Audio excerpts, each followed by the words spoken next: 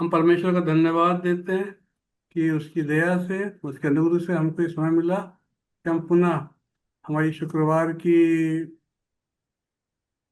Zoom meeting कर सकते हैं। इसका नाम strength and strong Hindi prayer meeting है। यूट्यूब पे आप देख सकते हैं, पुरानी जो हमारी मीटिंग्स होती हैं उनको यूट्यूब पे आप देख सकते हैं। तो आज की मीटिंग की विशेषता ये है कि मैंने भैया से ऐसे ही, सुभाष भाई से ऐसे ही बोला था कि भैया किसी दिन मलिक सिद्दीक जो महायाजक है उसके बारे में जब कई बार मैं बोला भी हूँ, कंफ्यूजन भी हूँ, उसको जरा स्पष्ट करना। तो इस बार उन्होंने यही टॉपिक लिया है। बहुत ही अच्छा टॉपिक है। उसको समझने के लिए बहुत अपने को ध्यान से सुनना पड़ेगा। तो मैं धन्यवाद देता हूँ कि उन्होंने निवेदन को स्वीकार किया। आज हमारे बीच में वक्ता के रूप में आपका स्वागत है भैया। और हमारी को होस्ट हैं हमारी बेटी विनी मिल्का लाजरस, जो कि पास्टर कैंडिडेट हैं और वो बड़ा समर्पित भावना से परमेश्वर की सेवा के लिए आगे बढ़ रही हैं। और आज वचन का प्रचार तो भाई सुबह सुबह सोना जी करेंगे। और इसके पहले वर्शिप के लिए हमारे बीच में अरविंद पर्सन, उनका परिवार है। ये हमारे ये रायपुर से आए हुए हैं, रायपुर में बैंक के बड़े ऑफिसर हैं। और आज यहाँ आए हुए पर्सन साहब के, अरुण पर्सन जो थे, उनके पुत्र हैं, हमारे पड़ोसी हैं। तो बड़ा अच्छा लगेगा कि बच्चे भी म्यूजिक में वो हैं। और बड़ा समर्पित अच्छा परिवार है, म्यूजिक में सब इंटरेस्ट लेते हैं। और बाइबल पढ़ने में। और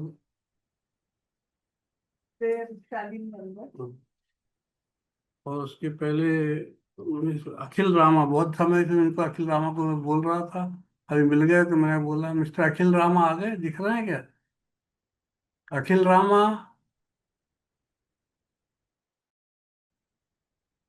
उसको फोन लगाना वहाँ। ठीक, विनी, अखिल रामा को फोन लगा दो। है तुम्हारे पास नंबर?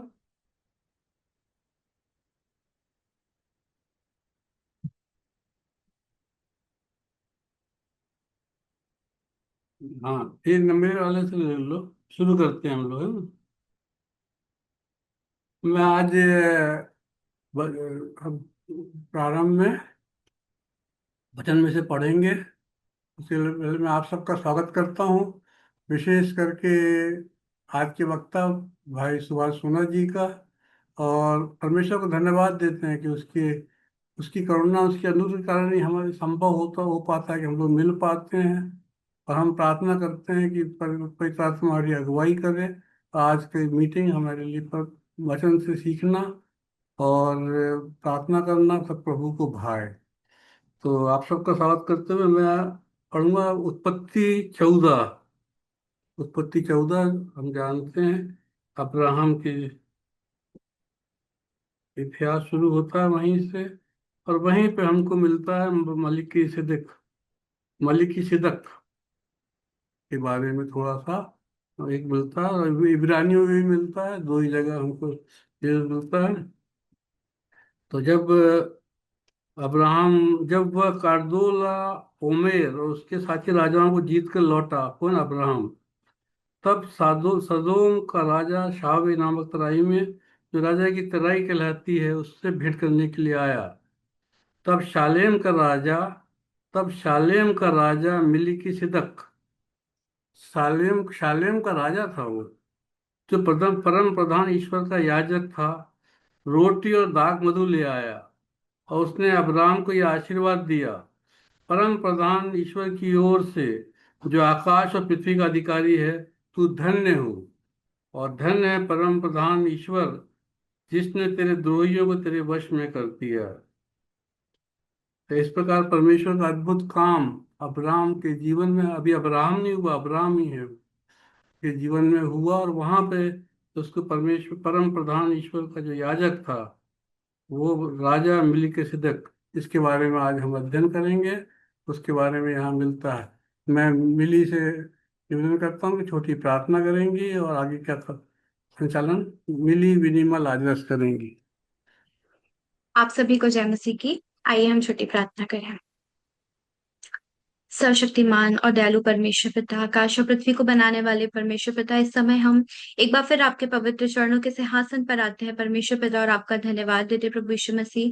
सच में परमेश्वर पिता, आप अत्यंत ऊंचे पर विराजमान और तेजोमय परमेश्वर पिता है प्रभु यीशु मसीह। हम आपका धन्यवाद देते हैं खुदावन, आपकी महिमा और पराक्रम के लिए परमेश्वर पिता, आपके उन आशीषों के लिए, उन बरकतों के लिए परमेश्वर पिता, जो आपने हमारे जीवन में दी है। और आज जब आपने हमें एक और मौका दिया कि हम यहाँ पर एकत्रित हो सके ताकि इस सुंदर संगति को कर पाए, परमेश्वर पिता आपका धन्यवाद देते हैं सारी चीजों के लिए, इन अरेंजमेंट्स के लिए परमेश्वर पिता, जो आपकी ओर से होने पाए खुदावन। धन्यवाद देते हैं यहाँ पर उपस्थित सब लोगों के लिए परमेश्वर पिता, जो आज बड़ी भूख और प्यास के साथ यहाँ पर आए हैं परमेश्वर पिता, ताकि यहाँ से कुछ हासिल करके जाने वाले हो सके, आपके वचनों में से सीख करके जाने वाले हो सके प्रभु।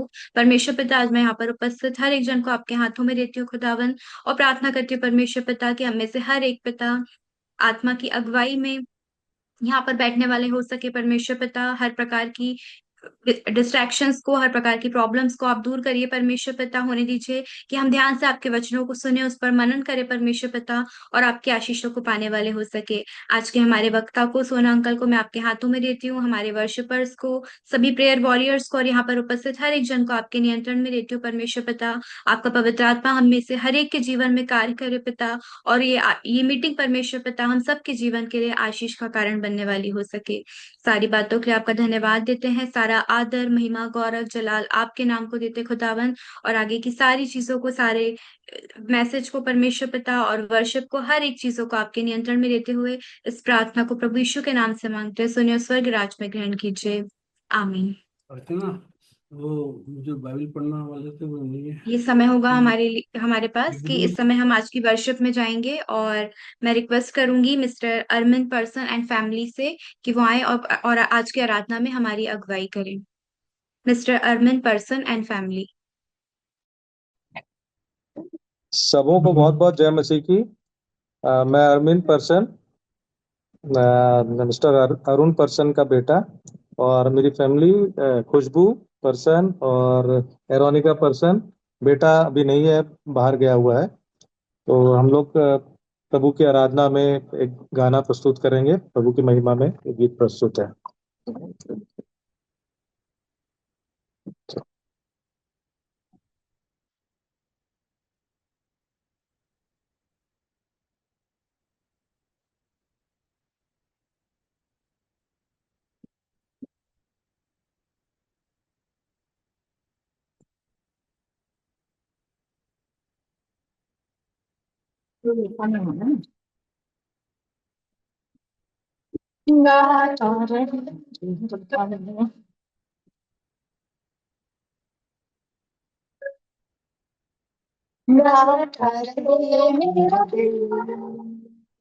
तेरी प्रशंसा बार बार कैसे करूं मैं धन्यवाद। उपकार मेरे प्रभु मजा गाता रहे मेरा दिल, तेरी प्रशंसा बार बार कैसे करूं मैं धन्यवाद। उपकार मेरे प्रभु मजा, तुमको धन्यवाद कहते प्रभु, कृतज्ञ दिल से कहते तुमको धन्यवाद। तुमको धन्यवाद कहते प्रभु, हमारे दिल से कहते तुमको धन्यवाद। तुमको धन्यवाद कहते प्रभु, कृतज्ञ दिल से कहते तुमको धन्यवाद। धन्यवाद कहते प्रभु, हमारी दिल से कहते तुमको धन्यवाद।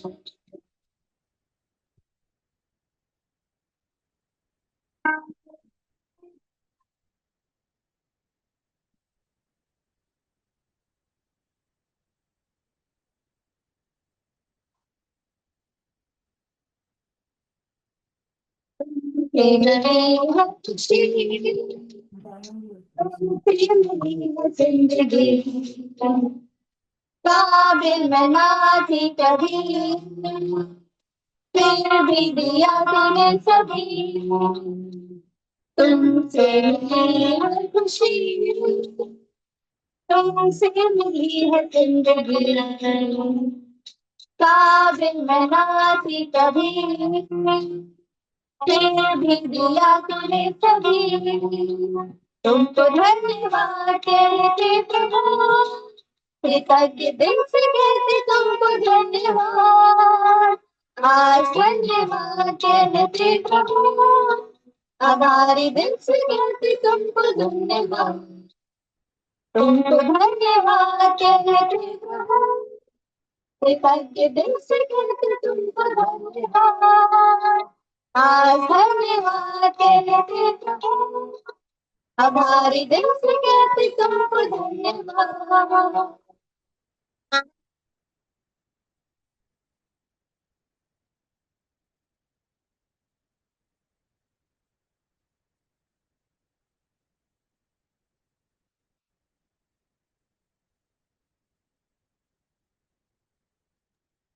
नन्हरा ये जीवन तुमसे मिला है वरदान, भूले कभी न तुमको हम, दिल से करे प्रभु प्रणाम। आनंद भरा ये जीवन तुमसे मिला वरदान, भूले कभी न तुमको हम, दिल से करे प्रभु प्रणाम। तुमको धन्यवाद कहते प्रभु, कृतज्ञ दिल से कहते तुमको धन्यवाद। आज धन्यवाद कहते प्रभु, आभारी दिल से कहते तुमको धन्यवाद। तुमको धन्यवाद कहते प्रभु, कृतज्ञ दिल से कहते तुमको धन्यवाद। आज धन्यवाद कहते प्रभु, आभारी दिल से कहते तुमको धन्यवाद। आभारी दिल से कहते तुमको धन्यवाद। आभारी दिल से कहते तुमको धन्यवाद।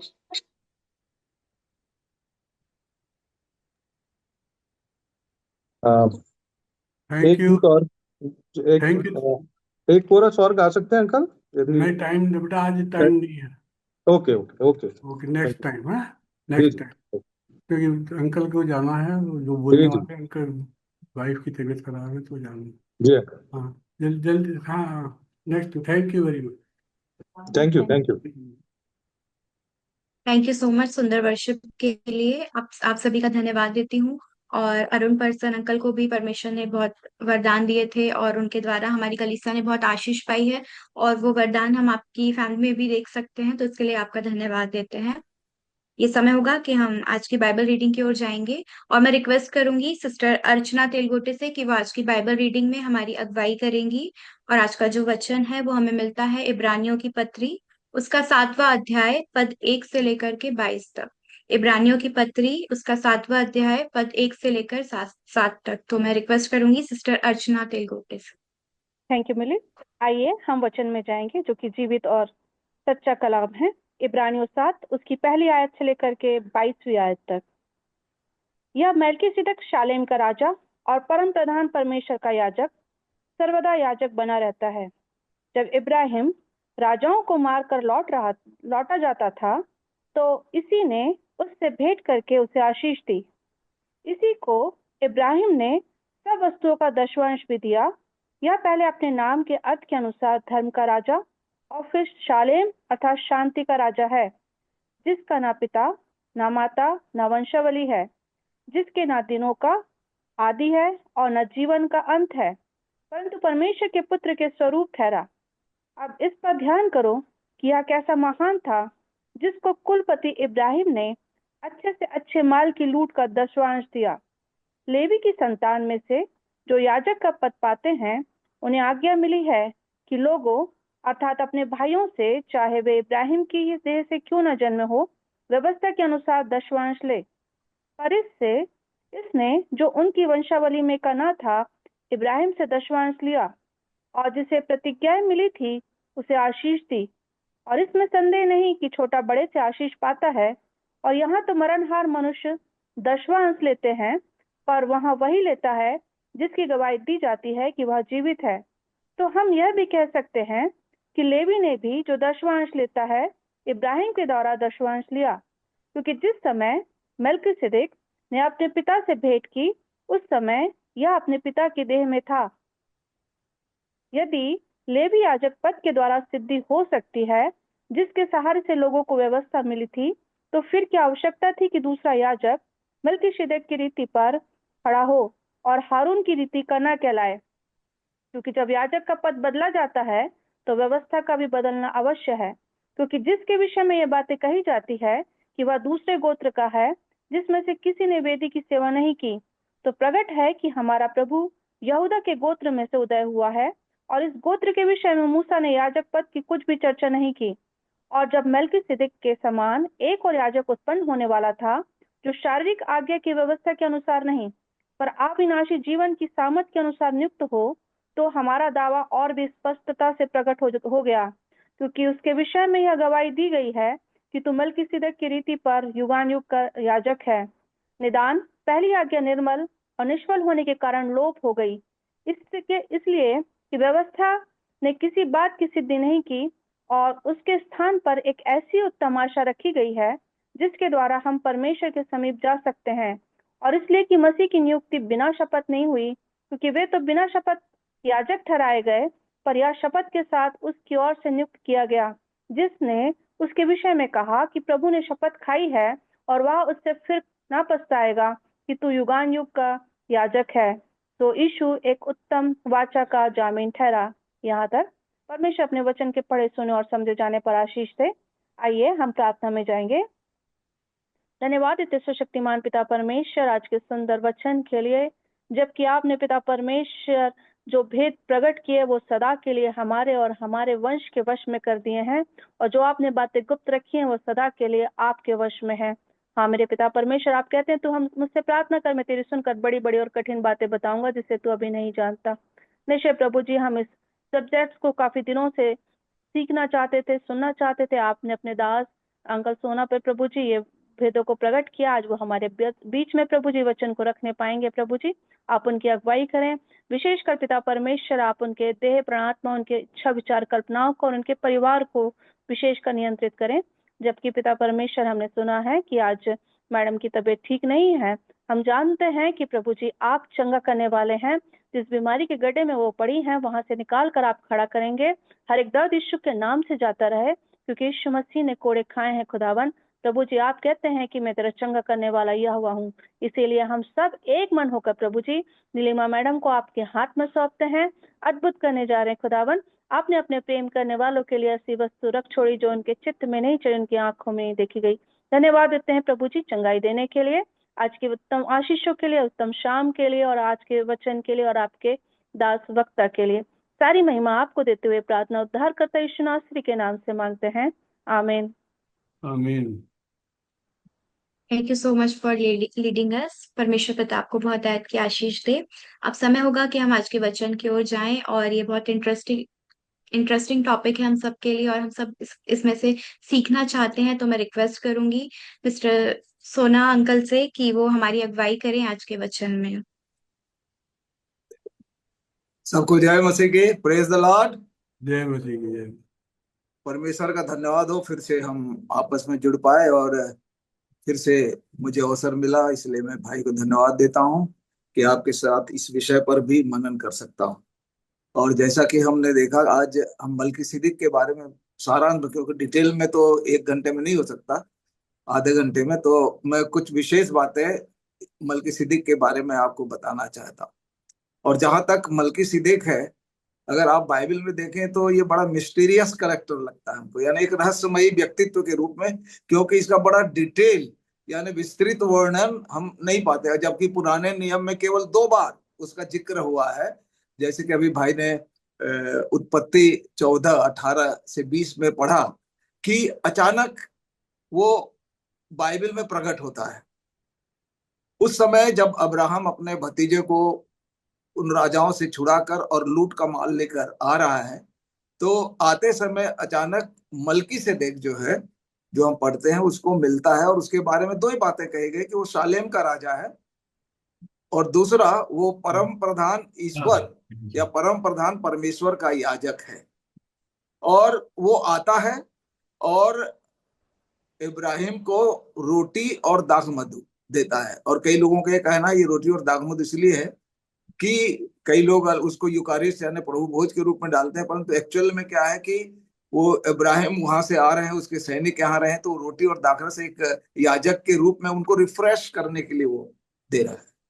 और वहां पर यह भी बात लिखी है कि उसने इब्राहिम को आशीष दी, याजक जो है इब्राहिम को आशीष दी, जबकि हम ये जानते हैं कि इब्राहिम को आने वाले समय हमने कहा कि उसको आशीषों का मूल परमेश्वर ने कहा कि तेरे भूमंडल के सारे कुल तुझसे आशीष पाएंगे। परंतु आज उसी आशीष के मूल को या जो बड़ा बनाया गया है परमेश्वर की प्रतिज्ञा में, उसको एक व्यक्ति आशीष दे रहा है, और उसके बाद परमेश्वर जो महान परमेश्वर है, परम प्रधान परमेश्वर को भी धन्य कहा। और इतने ही सी बात यहाँ पर है। और उसके बाद केवल दूसरी बार ये भजन संहिता 110:4 में उसका उल्लेख है, बस 2 ही बार पुराने नियम में उल्लेख है, और इन दोनों उल्लेखों से हम पूरा वर्णन मल्कीसेदेक के बारे में नहीं जान सकते। कोई समस्या है क्या भैया? हेलो 110। हेलो ब्राउन भैया कुछ बोल रहे थे तो आपकी आवाज आ रही थी। तो क्या है कि इन 2 स्थलों में हम पूरे व्यक्तित्व के बारे में नहीं जान सकते, और इसके बारे में बहुत सारे जो है मल्कीसेदेक कौन है एक्चुअल में, इसके बारे में अगर हम जो बहुत सारे थियोलॉजियंस हैं, स्कॉलर्स हैं, उनके बारे में देखें तो उनके 2 राय हैं, 2 मत है कि मल्कीसेदेक कौन है।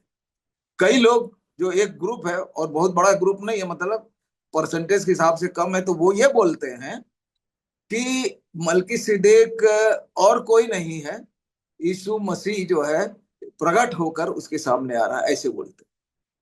क्योंकि उनके तर्क भी बहुत को देखेंगे तो वो इब्रानियों जो आज हमने 7 अध्याय पढ़ा है कि वो परम प्रधान का याजक, यानी 1 से 3 में ये बात कही गई है। तो उस बात को लेकर वो कहते हैं, और खासकर जब वो तीसरा पद और पहला पद कुछ दूसरे पद में न उसके आदि का और अंत है, और न उसके वंशावली का है, कुछ का नहीं है। और उसी प्रकार जैसे यीशु मसीह का भी वो आदि और अंत है, वो अल्फा और ओमेगा है, तो उससे कंपेयर करते हैं। वो भी एक याजक है, वो भी एक राजा है। और एक्चुअली में देखा जाए तो मल्कीसेदेक का बाइबल में प्रकट होना एक खास उद्देश्य था कि मल्कीसेदेक के याजकीय जो रीति है उसको हम मसीह के याजकीय सेवा के द्वारा जान सके, या इस मल्कीसेदेक की याजकीय सेवा के द्वारा हम मसीह की जो याजकीय सेवा है उसको समझ सकें, कह के पुराने नियम में इसको एक झलक दी गई। और कई लोग कहते हैं कि वो इसके रूप में परमेश्वर के पुत्र यीशु मसीह जैसी है, क्योंकि पूरा यहाँ लिखा है जो तीसरे पद में, परंतु वो परमेश्वर के पुत्र के स्वरूप ठहर कर सदा के लिए याजक बना रहता है, यानी अंत नहीं उसका, वो नहीं है, और आदि नहीं है, अंत नहीं है। और उसका ये भी अगर हम आगे पढ़ते हैं तो ये कहा गया है कि जो याजक का पद है एक्चुअली में लेवी गोत्र से हुआ करता था, और लेवी के लोग ही याजक बनते थे। परंतु अब ये मल्कीसेदेक जो है ना, उसके गोत्र के बारे में नहीं, कुछ भी नहीं मालूम, न आदि है न अंत है। तो एक ऐसा याजकीय परमेश्वर तैयार कर रहा है जो लेवी, क्योंकि लेवी लोग जैसे आप कहते हैं कि एक के बाद एक मर जाता है, फिर दूसरा बनता है, ऐसे ऐसे करके, यानी ये श्रृंखला चलती रहती है, यानी वो कोई भी एक व्यक्ति हमेशा के लिए याजक नहीं रहता। और आज यीशु मसीह जो हमेशा के लिए याजक है, उसको दृष्टांत के रूप में हमारे सामने प्रदर्शन करने के लिए मल्कीसेदेक को यहाँ पर हमारे सामने प्रस्तुत किया गया है कि वो भी लेवी गोत्र का नहीं है, परंतु उसके बाद भी परमेश्वर उसको एक याजक के रूप में चुना है। इसलिए इनका दूसरा तर्क ये है कि वो जो सालेम है एक्चुअली में आज का यरूशलेम है, और सालेम जो है कनान में है। कनान जो सालेम राज्य है या शहर है वो कनान में है, और अभी तक कोई परमेश्वर के लोग वहां पर स्थापित नहीं हुए हैं, और ना परमेश्वर ने वहां अपनी प्रजा को स्थापित किया है। तो ये ऐसा कौन सा याजक है जो अभी परमेश्वर के लोगों का वहां पर स्थापना हुई ही नहीं है, और न कोई ऐसे परमेश्वर ने अपनी प्रजा को बनाया है, तो कैसा याजक है। तो इसीलिए उनका कहना है कि ये याजक परमेश्वर का है, और वो परमेश्वर का पुत्र यीशु मसीह, ये उसके करते हैं। दूसरा जो उनका तर्क है, और संग संग हम उसको जो दूसरा भाग है उसको कह के भी हम मलकीसेदेक के बारे में और डिटेल देखें। और उनका ये कहना है कि परमेश्वर जो है भिन्न भिन्न तरीके से लोगों को दर्शन देता था बात करने के लिए, जैसे हाबिल से, कैन से, नूह से, आदम से, हवा से, और इसहाक, याकूब, इब्राहिम, नूह, इन सब से परमेश्वर बात किया। तो परमेश्वर जो है अगर देखें तो तीन तरीके से लोगों को दर्शन देता था पुराने समय में। जब यहोवा स्वयं लोगों से बात कर रहा है या दर्शन दे रहा है, तो उसको ग्रीक भाषा में थियोफेनी बोला गया। क्या बोला है? थियोफेनी, यानी ईश्वर का साक्षात दर्शन। वो बात कर रहा है, कर रहा है। और आप एक चीज अद्भुत देखेंगे कि परमेश्वर, उसके बाद आप कई जगह पढ़ेंगे कि परमेश्वर अपना दूत भेजकर लोगों से बात कर रहा है, दूत के द्वारा दर्शन दे रहा है। और हम इस दूत का जो डॉक्ट्रिन ऑफ जो एंजल्स है उसको भी समझना जरूरी है कि एंजल जो है, ये दूत परमेश्वर के दो प्रकार के।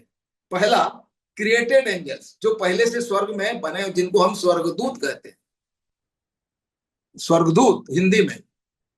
और एक दूत है जो, हालांकि स्वर्गदूतों को भी एंजल ऑफ द लॉर्ड कहा गया है। और एक दूत विशेष है जो यूनिक है, और वही यूनिक दूत के माध्यम से परमेश्वर लोगों को दर्शन देता था। जब वो हाजिरा को दर्शन दिया, आप यदि पढ़ेंगे तो ज्यादा मैं समझेंगे। अगर आप उत्पत्ति के 16 अध्याय में पढ़ेंगे तो उसके 7वें अध्याय में परमेश्वर के दूत जो है, जब वो वहां से भाग गई सारा के सताने से, तो जंगल में परमेश्वर के दूत ने, तो जहां जहां आप दूत पढ़ेंगे तो ये स्वर्गदूत है या परमेश्वर का जो यूनिक दूत है, उसको इंग्लिश में क्लियर हुआ है। अगर वो यूनिक दूत है तो वहां लिखा है the angel of the Lord, जहां जहां पढ़िए। और उसी प्रकार आप देखेंगे कि वो निर्गमन में या 22:11, उत्पत्ति 22:11 में जो इब्राहिम की परीक्षा हुई थी, तो उस वक्त भी जब परमेश्वर के दूत आया और कहा कि ये मेढ़ा है तो पीछे दे, तो वहां भी लिखा है the angel of the Lord. हाजिरा के लिए भी लिखा है the angel of the Lord. और उसके बाद अगर आप निर्गमन 3:2 में देखेंगे तो जलती झाड़ी में भी परमेश्वर का दूत बात कर रहा है। और वो दूत जब बात कर रहा है तो मैं परमेश्वर हूं, मेरा नाम यहोवा है, तो कोई दूत या स्वर्गदूत तो नहीं बोलेगा कि मैं परमेश्वर हूं, यहोवा हूं, मेरा नाम यह नहीं। और वो दूत कौन है इसका स्पष्ट किया गया। एक्चुअली में उस दूत के रूप में यीशु मसीह का वो प्री कार्निशन, और उसको जैसे परमेश्वर स्वयं आ रहा है उसको थियोफेनी बोल रहे हैं। और यदि यीशु मसीह दूत के रूप में आ रहा है, यानी हाजिरा को परमेश्वर ने जो दूत भेजा वो यीशु मसीह का प्री इनकारनेशन है। मूसा के पास भी, इब्राहिम के पास भी, और यहां तक कि आप 6वें अध्याय में न्याय में गिदोन के पास भी। तो जहां जहां ये यीशु मसीह दूत के रूप में आ रहा है वहां लिखा है the angel of the Lord. दी शब्द यानी यूनिक, दी शब्द कहते हैं।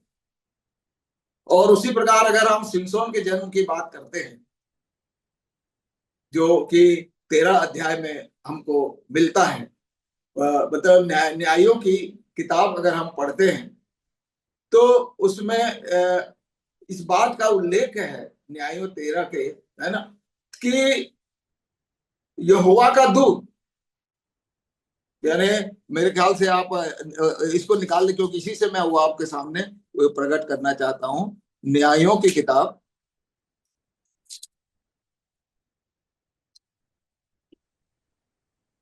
को निकाल लें जी 13 का। जहां पर सिमसोन का जन्म होता है ना। अब आप पढ़े हैं इसलिए मैं कहा कि सिमसोन के जन्म में उसकी पिता का नाम मानोह है, और एक दूत आता है। कौन आता है? एक दूत। पद 3 को पढ़िए। इस स्त्री को यहोवा के दूत ने दर्शन हाँ, देकर यहोवा कहा, के दूत ने दर्शन दिया था, वहां लिखा है the angel of the Lord. और उसको ये कहा कि तू दाखमधु नहीं पीना, इससे न्यारा रहना, क्योंकि एक नाजीर पैदा होगा, छुरी भी नहीं फिराना। तो ये बात अपने पति को बोलती है, पति बोलता है मैं भी देखना चाहता हूँ। उसने विनती की कि यहोवा तू उस दूत को फिर से भेज जो हमारे पास आया था, और वो दूत फिर से प्रकट होता है ना। और तब 13 पद में लिखा है यहोवा के दूत, यानी उसमें फिर से लिखा है the angel of the Lord, उससे कहा। अब ये सब बातें करने के बाद मानो जो है 17वें पद में या क्या बोलता है कि परमेश्वर हे दूत तो कम से कम अपना नाम बता। क्या बता? नाम बता। तो नाम बताने के लिए 18 पद में क्या बोला? यहोवा के एंजल ऑफ द लॉर्ड क्या बोला? मेरा नाम क्या है? पढ़िए सिस्टर। यहोवा के दूत ने उससे कहा, मेरा नाम तो अद्भुत है। अद्भुत है, यानी स्पष्ट हो गया। अद्भुत क्या है? हम यदि यशायाह नबी किताब 9:6 पढ़ते, यीशु मसीह के लिखा है हमारे लिए एक बालक उत्पन्न हुआ, हमें एक पुत्र दिया, और उसका नाम क्या लिखा है? अद्भुत, है ना। तो एक्चुअली में देखा जाए तो यहाँ पर क्लियर होता है कि वो अद्भुत है। और हम ये भी देखते हैं कि जब जब परमेश्वर या यीशु मसीह, वो स्वयं परमेश्वर है, उसके रूप में दर्शन देता था, कोई बात देता है, उसके गुण के आधार पर लोग उसको अलग अलग नाम देते थे। जैसे इब्राहिम ने क्या नाम दिया? यहोवा यीरे। याकूब ने भी, सब ने। और यहाँ पर भी वो परमेश्वर का दूत क्योंकि यीशु मसीह है और वो सब करता है और मिला। और आपको मैं बताना भूल गया कि जब ये हाजिरा जो जब उसको देख रही थी कि वो है, तो उसका नाम भी, हाजिरा का नाम अगर आप 16 अध्याय के 7 पद में पढ़ते हैं, 16 अध्याय उत्पत्ति 16 अध्याय के 7 पद में, तो उसको उसके पास देखकर उसने क्या रखा?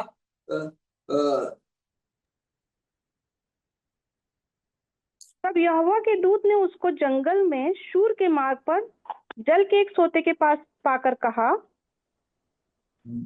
हाँ, हे सारे की लौंडी हाजिरा, तू कहाँ से आती है और कहाँ को जाती है? उसने कहा, मैं अपनी स्वामिनी सारे के हाँ, स्वामी से मतलब ये भाग सारी रही हूँ। बातें हैं। तो जब दूत ने उसको बोला सब कुछ, तो 13 अध्याय में जब उसने देखा कि वो सब कुछ देखने वाला परमेश्वर है, तो वो हाजिरा ने उस दूत का क्या नाम रखा? 13 पद में पढ़ेंगे। तब उसने, अब देखो, अब वो दूत को कौन बोल रही है? यहोवा बोल रहा है। तो दूत तो यहोवा है ना सकता, वो स्वयं यीशु मसीह है। इसलिए उसका नाम क्या लिखा गया है? अतायल रोही। क्या लिखा है? अतायल रोही, अर्थात परमेश्वर जो है सर्वदर्शी। तो बहुत सारे, और उसके बाद दूसरी बात यह है कि यदि स्वर्गदूत किसी को संदेश दे रहा है, जैसे हम नए नियम में देखते हैं, नए नियम में आप देखेंगे लूका 1 में जकरिया के पास है, मरियम के पास है, यूसुफ के पास है, गडरियों के पास है, और सब इनके पास है। तो अगर आप उसको पढ़ाएंगे तो वहां पर स्वर्गदूतों को दी एंजल नहीं कहा गया, the angel of the Lord क्या है? एन एंजल लिखा। आप पढ़िएगा, तो समय नहीं है कि मैं आपको इसका कहूं, तो वहां पर एन एंजल। तो इस प्रकार जब एन एंजल करें तो वो क्रिएटेड एंजल है, स्वर्गदूत है, परंतु दी एंजल जब कोई अपियर हो रहा है तो वो स्वयं यीशु मसीह। तो इस तर्क को लेकर कुछ लोग जो है मलकीसेदेक को कहते हैं कि भाई वो इब्राहिम को दर्शन दे रहा है, किसके रूप में? परमेश्वर के पुत्र, वहां स्वरूप के रूप में। परंतु जो दूसरे लोग हैं उसका ये खंडन करते हैं कि यदि आप पढ़ रहे हैं, जैसे इसका जो मिस इंटरप्रिटेशन हुआ है, जो आप हमने अभी जो पढ़ा इब्रानियों 7, और इसके पहले इब्रानियों 7 के पहले भी 3 बार मलकीसेदेक का नाम आया है। अगर आप 5वें अध्याय पर आते हैं और उसके 6वें पद पे और 10वें पद 2 जगह आया है, इब्रानियों 5:6, तो वहां पर क्या बोल रहा है? यीशु मसीह के लिए, हमारा महायाजक है वो, यीशु मसीह का है। इस प्रकार वह दूसरी जगह में भी कहता है, तू मलकीसिदक की रीति पर सदा के लिए याजक है। जो भजन संहिता 110:4 लिखा है, मलकीसिदक की रीति। तो यहाँ पर वो जो तर्क है कि वो यीशु मसीह, वो ये इसका खंडन होता है। क्यों? क्योंकि अगर वो यीशु मसीह है तो ये नहीं कहता कि यीशु मसीह जो है मलकीसिदक, इंग्लिश में लिखा after the manner and order of Melchizedek, यानी उसको। और ये जो हम 7वें अध्याय में पढ़े, जो 3रा पद है कि वो परमेश्वर के पुत्र के स्वरूप ठहरा, तो वो स्वरूप जो है वो लाइक शब्द है। जैसे हमको भी तो अपने स्वरूप में बनाए, तो क्या हम उसके परमेश्वर के हो गए क्या? नहीं। तो एक्चुअली में वो स्वरूप को जो एम्पलीफाइड बाइबल उसमें लिखा है रिजेंबल करता है, यानी he resembles Jesus Christ as a priest, यानी उसको समान है, उससे को रिप्रेजेंट करता है, but he is not pre incarnated Jesus, यानी पूर्व अवतरित वो यीशु नहीं है, वो एक विशेष व्यक्ति है। और इस विशेष व्यक्ति को परमेश्वर ने यीशु मसीह की याजकीय सेवा को समझाने के लिए हमारे सामने प्रस्तुत किया है। और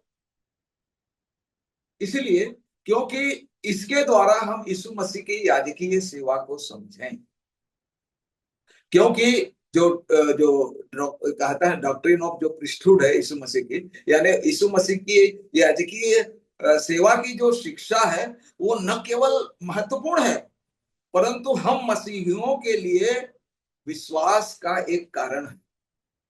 वो कारण बना क्यों? याजक, क्योंकि याजक का जो रोल होता है, आप जानते हैं कि वो मनुष्यों और परमेश्वर के बीच का मीडिएटर होता है, जो परमेश्वर के लिए के सामने हमारी ओर से भेंट चढ़ाता है, बलि चढ़ाता है, और पापों की प्रायश्चित के लिए निवेदन भी करता है। और आप जानते हैं कि पुरानी व्यवस्था जैसे हमने यहाँ पढ़े थे, तो उसमें कुछ कुछ कमियां थी कि बार बार वो याजक बदल रहे हैं और हर साल उसको करना। तो ये जो मलकीसिदक है, दूसरा जो ग्रुप है, जो बहुत बड़ा ग्रुप है, वो बोलता है कि मलकीसिदक एक अलग व्यक्तित्व वाला है। यद्यपि वो कनान में है, यद्यपि वो एक ऐसे देश में जहां मूर्ति पूजक है, तो ये तो परमेश्वर का अनुग्रह है। परमेश्वर कहीं भी किसी भी व्यक्ति को अपनी स्तुति और आराधना के लिए खड़ा कर सकता है, तो वहां भी उसने एक व्यक्ति को खड़ा कर दिया, ये दर्शाने के लिए कि सालेम जो है, सालेम का राजा है, यानी सालेम यानी यरूशलेम। और यीशु मसीह के लिए भी कहा है, जब एक महायाजक के रूप में, राजा के रूप में, वो सालेम यानी यरूशलेम में राज्य करेगा। और मलकीसिदक को लिए यह भी कहा गया है, ये 7वें अध्याय में, कि इब्रानियों 7 में, कि वो क्या है? धर्म का राजा, यानी किंग ऑफ राइचियसनेस और किंग ऑफ पीस। और वो भी यीशु मसीह भी वैसी है, हमारा धर्म से राज्य करने वाला व्यक्ति यीशु मसीह कहा गया है। और शांति का राजकुमार भी कहा गया, शांति का राजकुमार। और वो जो है, उस एक चीज को देखिए कि अब मलकीसिदक जो है याजक है और आशीष दे रहा है, इसका मतलब है वो इब्राहिम से सुपीरियर है, यानी भेंट लेने वाला भेंट देने वाले से सुपीरियर, या आशीष देने वाला आशीष लेने वाले से सुपीरियर है। तो इस प्रकार परमेश्वर के पुत्र यीशु मसीह को सबसे सुपीरियर बताने के लिए कि सारे याजक जो अभी तक हुए, उन सब याजकों से वो सुपर है। क्योंकि मूसा की व्यवस्था के अनुसार लेवी के वंश के ही याजक बनते थे, परंतु मलकीसिदक लेवी के वंश का नहीं, क्योंकि उसके गोत्र का पता नहीं, वंश का पता नहीं।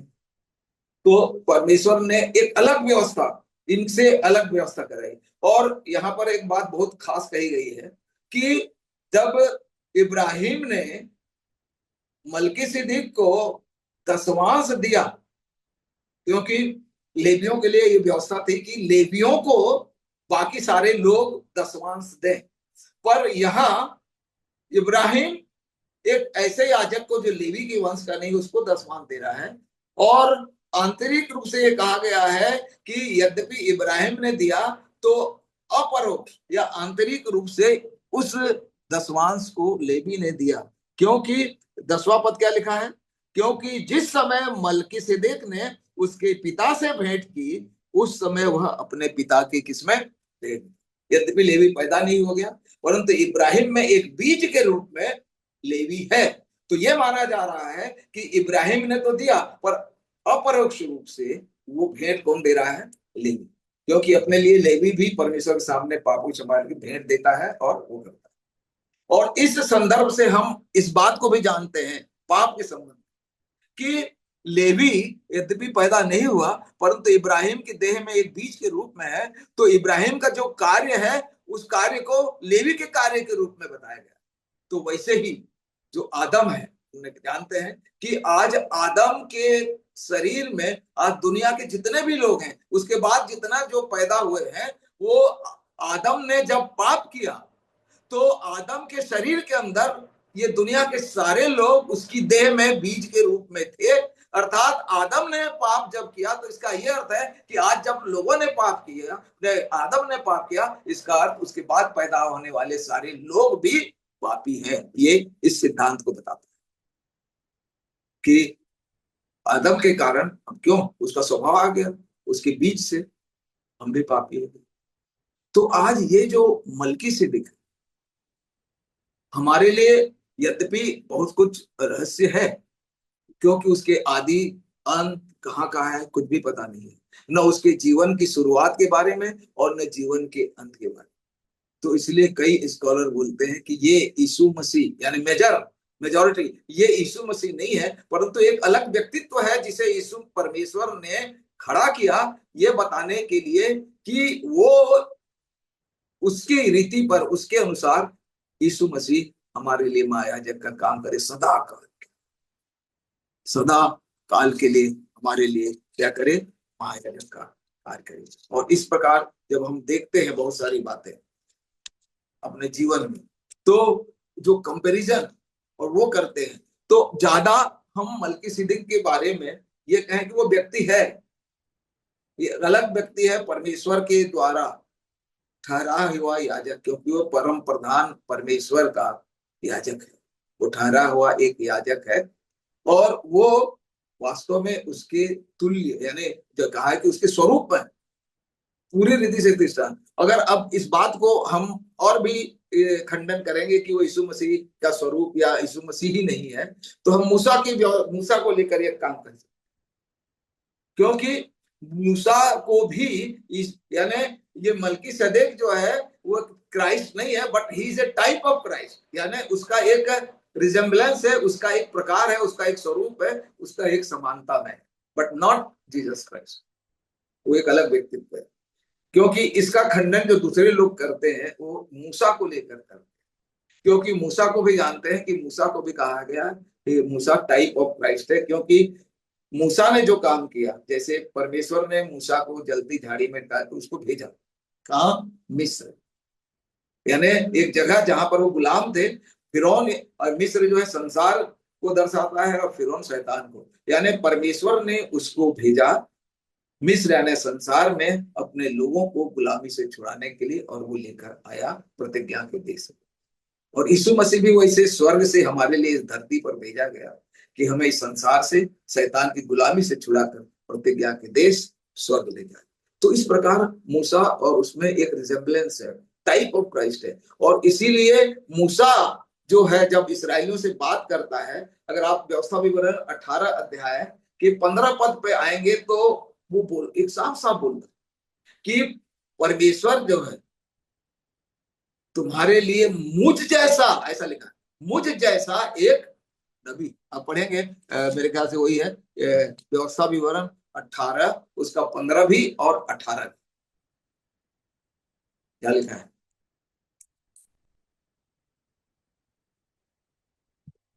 नहीं मिला? व्यवस्था विवरण 18 उसका 15 और 18 दोनों। नहीं पढ़ लेता हूं व्यवस्था विवरण। तेरा परमेश्वर यहोवा तेरे मध्य से अर्थात तेरे भाइयों में से मेरे समान एक नबी को उत्पन्न हाँ, करे। मेरे यीशु मसीह के लिए कहा गया।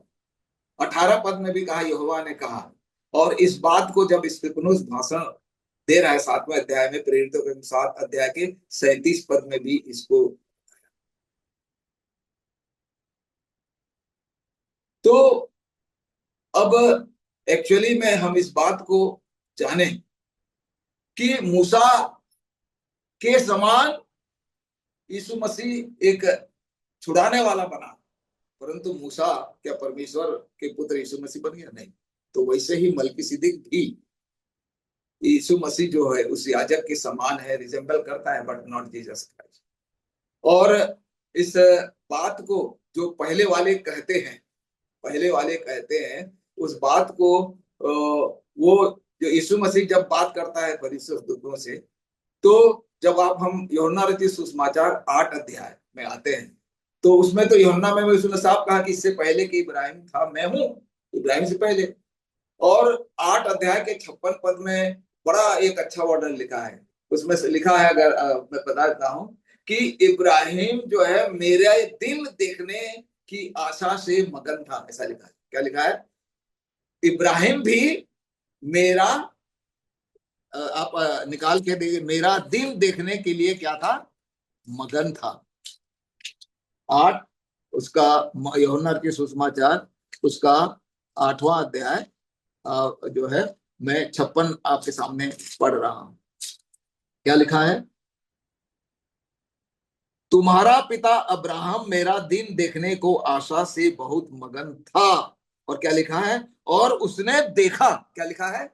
और उसने देखा और आनंद किया। तो लोग जो पहले ग्रुप बोलता है ना कि उसने देखा लिखा है, परंतु वास्तव में ये जो है वो मलकीसिदक के रूप में नहीं, परंतु उस मोरिया पहाड़ पर जो दूत है उसके रूप में यीशु मसीह को उसने देखा और मगन।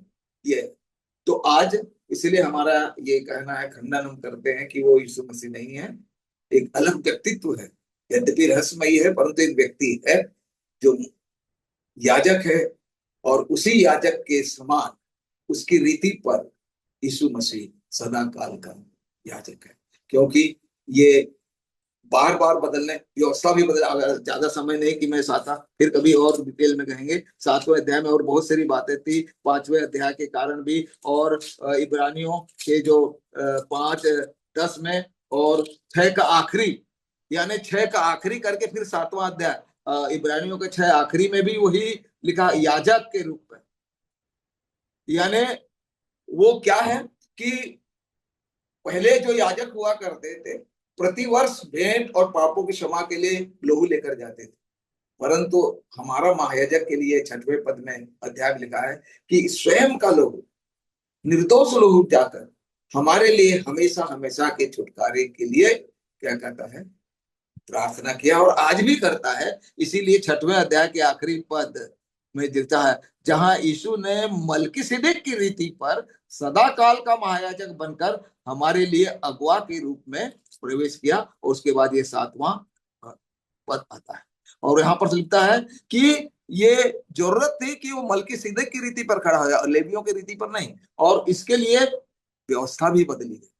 तो आज प्रभु में प्रियो, मलकीसिदक जो है वास्तव में एक राजा है, एक व्यक्ति है जिसे परमेश्वर ने खड़ा किया है। वो यीशु का प्रतिरूप नहीं है या इनकारनेटेड नहीं है। और आप जानते हैं कि आज जो है ये हम देखते हैं कि दी एंजल ऑफ द लॉर्ड के रूप में यीशु मसीह बहुतों को दिखा, और स्वर्गदूत के रूप में जब दिखता है तो उसमें लिखा है एन एंजल ऑफ।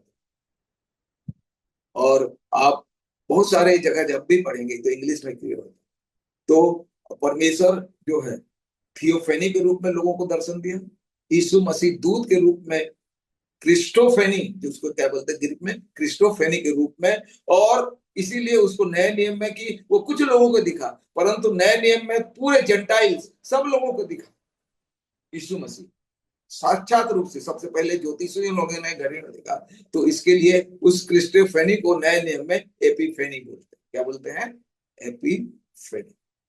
तो आज ये मलकीसिदक जो है वास्तव में वो यीशु मसीह के स्वरूप में होकर एक याजक है, और आज हम ये भी मानते हैं कि ये याजकीय पद करने का क्या मतलब है मालूम है, कि यीशु मसीह जब याजक बना ना, तो ये सेवकाई हम सबको भी सौंपी है कि घर का हर व्यक्ति एक याजक है और उसकी जिम्मेदारी है कि अपने लोगों को परमेश्वर के करीब लाए।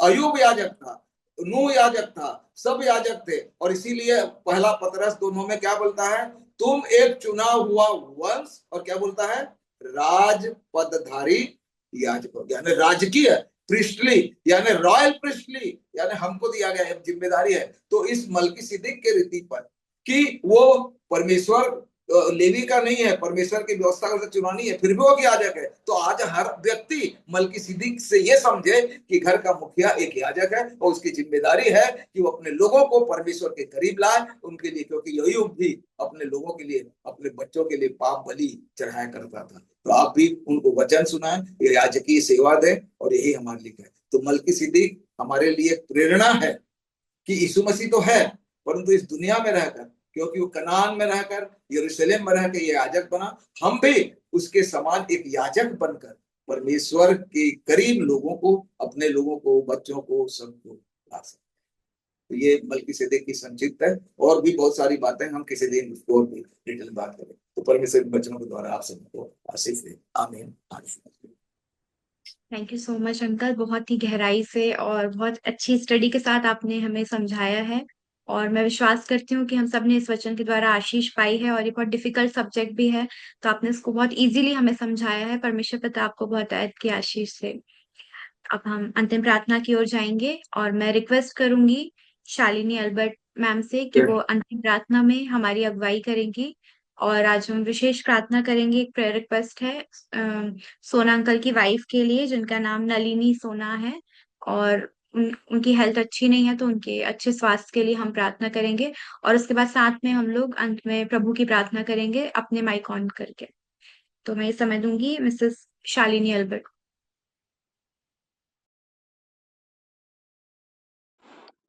आप सबको जय मसीह की, प्रेज़ द लॉर्ड। मेरी आवाज़ आ रही है? जी, प्रेज द लॉर्ड। हरी आशीर्वाद पास्टर जेम्स के आइए द्वारा। आइए हम प्रार्थना में अपने सिरों को झुकाएं। हमारे महान जीवित सर्व सामर्थ्य पिता, आपके नाम को हम धन्य धन्य धन्य कहते प्यारे प्रभु जी। वो नाम जो सब नामों में श्रेष्ठ है पिता, उस नाम की खातिर हम सब आपके अधीनता में हैं प्यारे पिता परमेश्वर। आपके अनुग्रह के सिंहासन के सम्मुख आते हैं प्यारे प्रभु जी, और प्रार्थना करते हैं प्यारे पिता परमेश्वर कि आपका आत्मा हमारे बीच है प्यारे प्रभु जी, और जो वचन हमारे जीवन में आपने दिया है प्यारे पिता परमेश्वर, उसे प्यारे पिता हमने ग्रहण किया। आज की सुंदर प्यारे प्रभु जी लीडिंग के लिए प्यारे प्रभु जी हम विनीमा के लिए धन्यवाद देते प्यारे पिता कि बेटी को प्यारे प्रभु जी आपने चुना है और वो प्रेरिताई सेवा को दिया है प्यारे प्रभु जी। और पिता परमेश्वर अपने दानों वरदानों से भरा हम आपके नाम का धन्यवाद देते प्यारे प्रभु जी। और भी अपनी बेटी को अपनी महिमा के कार्यों के लिए आप इस्तेमाल करें, और जो बातें अभिषेक के साथ आप सिखाना चाहते हो उस बेटी के जीवन में आप कार्य करें। मैं धन्यवाद देती हूँ अंकल के लिए प्यारे प्रभु जी, जिन्होंने बाइबल रीडिंग के द्वारा हमारी आज की संगति को किया प्यारे प्रभु जी। पिता परमेश्वर, ब्राउन अंकल आंटी जो प्यारे प्रभु जी इस बोझ को लेकर आपके नाम में प्यारे प्रभु जी बहुत से लोगों को जोड़कर प्यारे प्रभु जी आपके वचन को प्रति सप्ताह हमारे बीच शेयर करते हैं प्यारे प्रभु जी। प्रभु में उनका किया गया परिश्रम व्यर्थ नहीं है, लेकिन प्यारे प्रभु जी वो परिश्रम का प्रतिफल आप देने वाले परमेश्वर हैं। इसलिए हमारे दोनों बुजुर्गों को आप बहुतायत की आशीष दें। हमारे झुंड में जुड़े हुए हर एक बुजुर्गों के लिए भी हम प्रार्थना करते हैं, एक नए बल और एक नई शक्ति को प्यारे प्रभु जी आप हमारे बीच हमारे सब बुजुर्गों में प्रदान करें।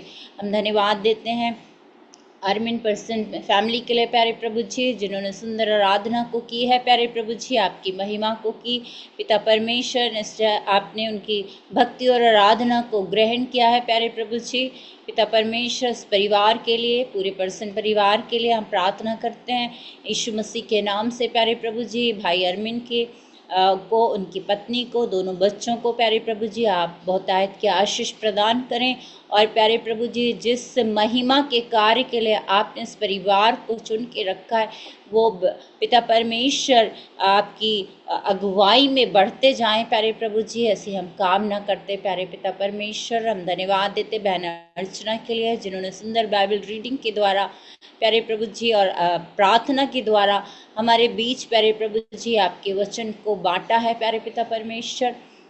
आपके नाम को महिमा देते पिता। बहन को बहुतायत की आशीष आप प्रदान करें और आज के वचन के वक्ता प्यारे प्रभु जी सोना ब्रदर के लिए हम धन्यवाद देते प्यारे प्रभु जी, जिन्होंने प्यारे प्रभु जी आज के वचन का बीज हमारे लिए नई रीति से सिखलाया प्यारे प्रभु जी कि मलकीसिदक हमारे लिए याजक हैं, लेकिन हमारा प्रभु यीशु मसीह हमारे लिए सदाकाल का महायाजक ठहर गया और वो हमारे लिए मीडिएटर बनकर पिता से निरंतर प्रार्थना करता है। और हम अपने घरों के एक याजक हैं जो यीशु मसीह के दृढ़ विश्वासी हैं। हाँ पिता, आज के वचन के लिए हम धन्यवाद देते हैं, सुंदर बातों के लिए जो वचन के द्वारा आपके दास ने सिखाई, हम उनके लिए धन्यवाद देते हैं। और भी अपने दास को अपनी महिमा के लिए आप इस्तेमाल करें ताकि जगह जगह जाकर वो आपकी अगुवाई को और वचन के बीच को बोकर आत्माओं को जीतने वाले बने।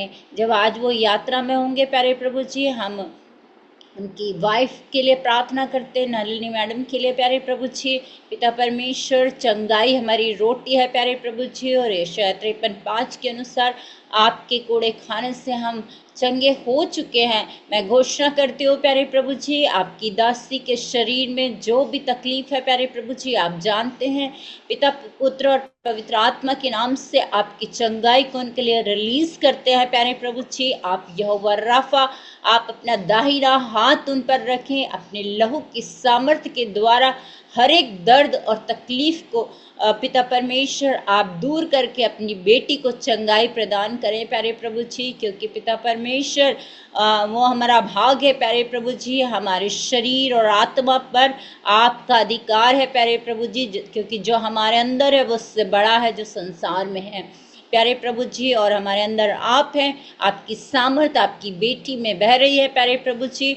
हम प्रार्थना करते हैं प्यारे प्रभु जी, अभी और इसी वक्त उन्हें हीलिंग मिलने पाए प्यारे पिता, और आपका आत्मा उनमें कार्य करे। हर एक दुर्बलता, हर एक कमजोरी यीशु मसीह के नाम से जाती रहे। जब वो यात्रा में होंगे, हम उनकी यात्रा को भजन 121 के अनुसार कवर करते प्यारे प्रभु जी कि मैं तेरी रक्षा अब से लेकर सर्वदा तक करता रहूंगा प्यारे प्रभु जी। आप अपने दास और दासी की रक्षा करें, सुरक्षित उनके गंतव्य तक पहुंचने में अपनी अगुवाई करें। धन्यवाद देते प्यारे प्रभु जी हमारे बीच जुड़े हुए हर एक विश्वासियों के लिए जो दूर दूर से इस डिवाइस के माध्यम से प्यारे प्रभु जी हमारे बीच एक मन हुए। पिता, आज की आशीष हर एक को प्रदान करें प्यारे पिता परमेश्वर, और हर एक के हृदय में प्यारे प्रभु जी अपना आत्मा डालें प्यारे पिता परमेश्वर। हर एक की मनोरथों को मैं यीशु मसीह के नाम से पूरा होने की घोषणा करती हूँ प्यारे प्रभु जी, और प्रार्थना करती हूँ जब हम दोबारा मिलें उसी आत्मिक प्रेम को आपके वचन के द्वारा बांटने पाएं। धन्यवाद देते प्यारे प्रभु जी हर एक बातों के लिए। आपके नाम को हम धन्य धन्य कहते हुए जीवित उद्धारकर्ता यीशु मसीह नासरी के नाम से विनती को मांगते हैं। आमीन आमीन आमीन। आमीन। आइए ये हम हमारे साथ वे हमारे पिता ये हमारे तू पिता जो स्वर्ग तू में जो है, स्वर्ग में है, तेरा तेरा नाम नाम पवित्र माना माना जाए, जाए, तेरा तेरा राज्य राज्य आए, तेरी इच्छा जो स्वर्ग में स्वर्ग पूरी में होती पूरी है होती है, वैसे ही वैसे पृथ्वी ही पर पूरी पूरी हो। हो। हमारे दिन हमारे भर दिन की भर की रोटी आज रोटी हमें आज हमें दीजिए, दीजिए, और जैसे हमने जैसे अपने हमने अपने अपराधियों को अपराधियों क्षमा को की, वैसे ही हमारे वैसे ही आप हमारे अपराधों को क्षमा करें। और हमें परीक्षा हमें में परीक्षा में न डाल, परंतु बुराई परंतु बुराई से बचाओ, क्योंकि राज क्योंकि राज, पराक्रम और महिमा सदा आपके आपके हैं। आमीन। पास्टर जेम्स आशीर्वाद दीजिए। जी, अब हमारे प्रभु यीशु मसीह का अनुग्रह, परमेश्वर पिता का प्रेम और पवित्र आत्मा की संगति और सहभागिता हम में से प्रत्येक के साथ अब से लेकर हमेशा हमेशा तक होती रहे। आमीन आमीन। आमीन। जय तो शिव, सबको जय जय शिव, मसीह की जय। जय मसीह की जय।